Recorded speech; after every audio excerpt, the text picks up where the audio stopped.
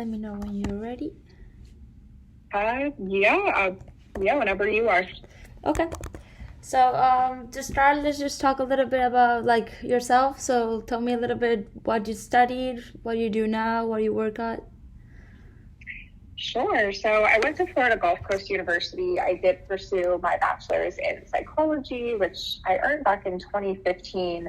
I've always been really into psychology. I was really focused on the industrial organizational piece of psychology and kind of the human resources aspect of it. Mm-hmm. So that's the direction I kind of decided to go with it. So I wouldn't say that I actively pursued psychology right after college, but I did end up going in that HR field, which I've found, especially over the years, relates very directly to psychology. I use it, really every day. I am now a recruiter in the fintech industry.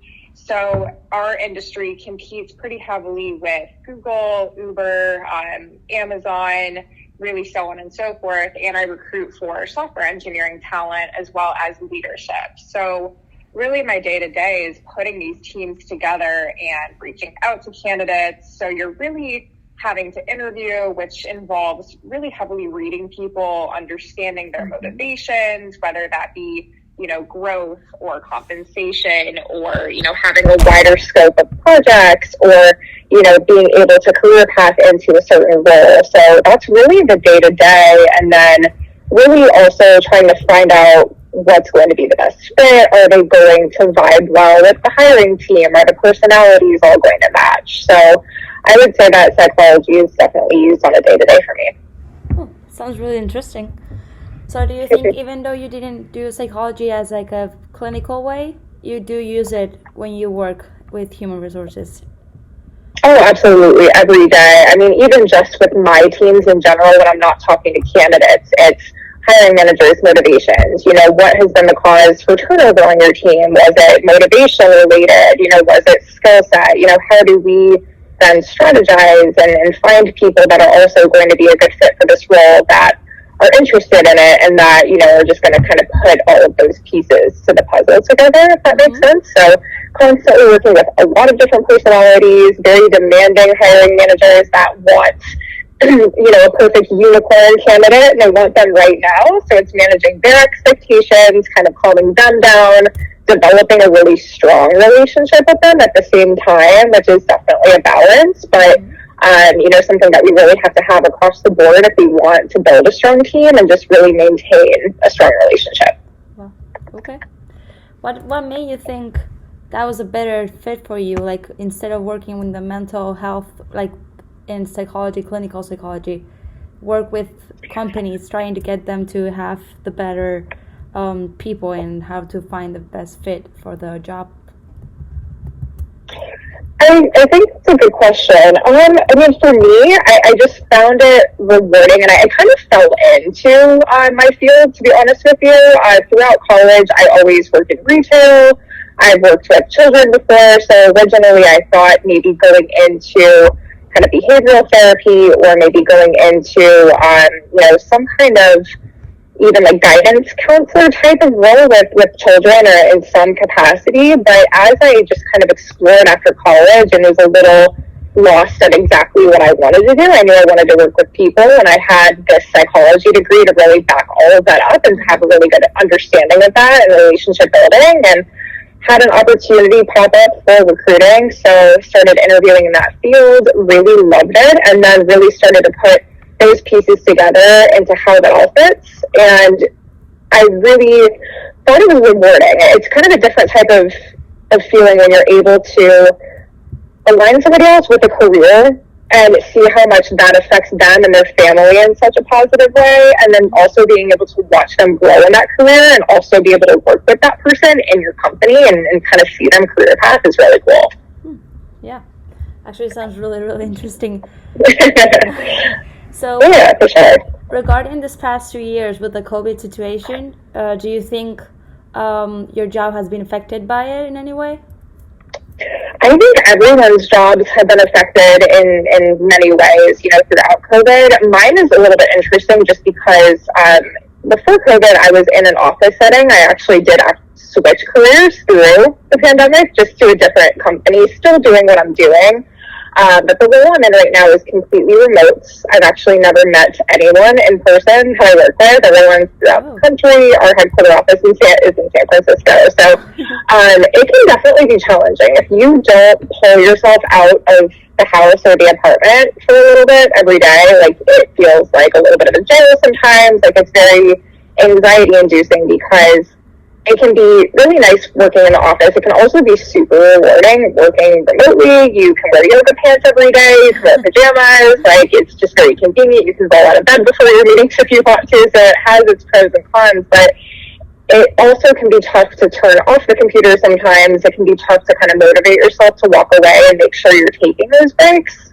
So it can be very anxiety inducing if you get really sucked into it. And it can really relate to burnout.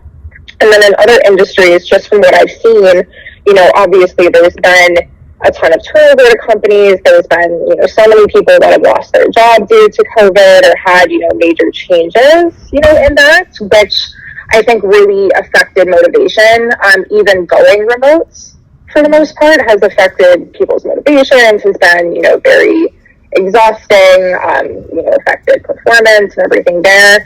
And now we're kind of seeing that turn around because companies are now making some colleagues go back into the office at this point. So now we're seeing that as a motivation for people to try to leave companies. It's kind of gone full circle.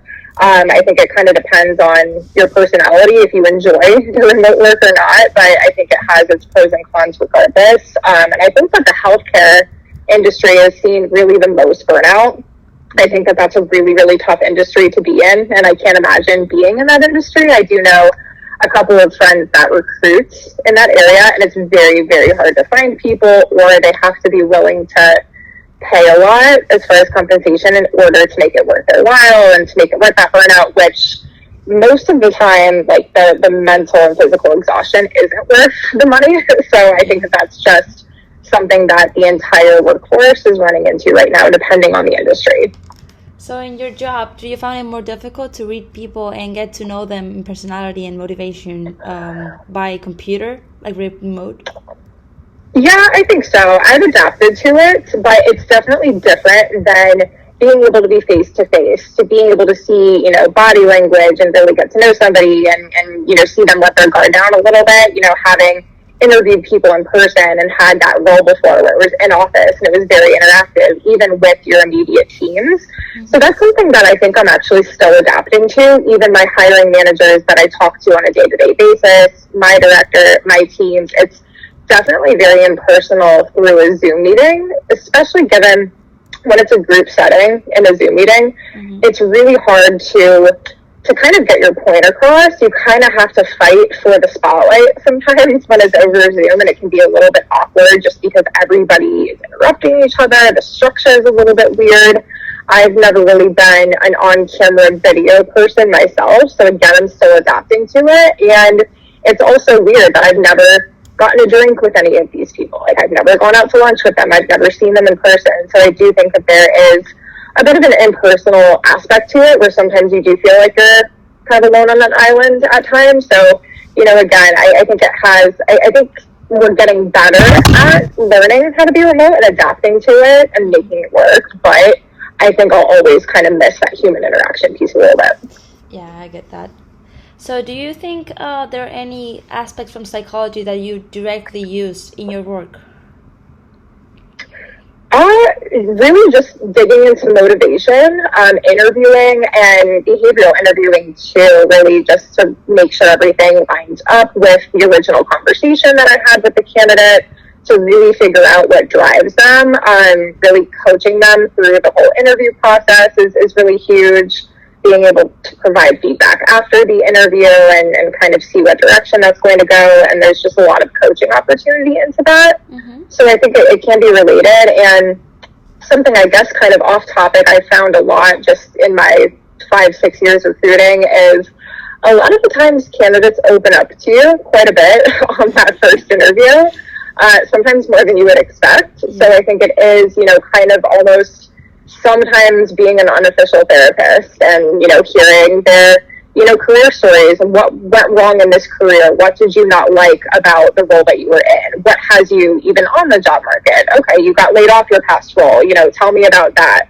So there is, little pieces of that and kind of digging back into past experiences, seeing how we can dive into that. How can we maybe provide something better at this role, given its effect? So I would say that that's kind of how it's related most, is really talking to people, hearing their stories, hearing how they got laid off, why have their motivations changed, did they have a toxic work environment before at another company? And that's really what has them most motivated to, pursue another opportunity.